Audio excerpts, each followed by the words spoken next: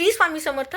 मैत्रिणींनो, पहिला श्रावण सोमवारी सगळ्यांनी शिवमुठ अर्पण केलेली असेल, परंतु काही महिलांना जर काही अडचण आलेली असेल, मग मासिक धर्म असो, सुतक असो, विटाळ असो, कुठल्या कारणास्तव जर तुमची शिवमुठ अर्पण करायची राहून गेलेली असेल, तर दुःख मानून न घेता तुम्ही दुसऱ्या श्रावण सोमवारी शिवमुठ अर्पण केली तरीही चालतं, किंवा शेवटच्या श्रावण सोमवारी म्हणजे श्रावणातल्या कुठल्याही सोमवारी तुमच्या राहिलेल्या शिवमुठ तुम्ही अर्पण केल्या तरीही चालतं.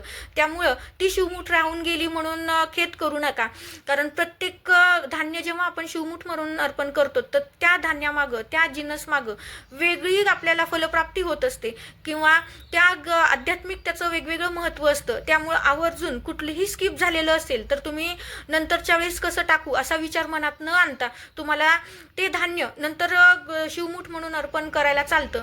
तर आता दुसरा श्रावण सोमवार 24 तारखेला म्हणजे 24 ऑगस्ट 2026 रोजी आहे दुसरा श्रावण सोमवार.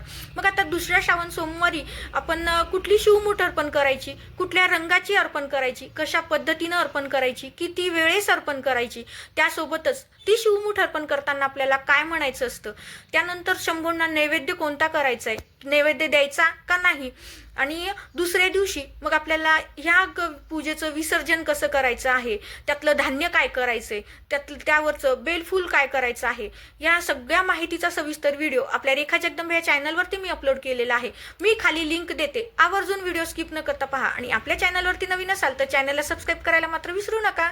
श्री स्वामी समर्थ.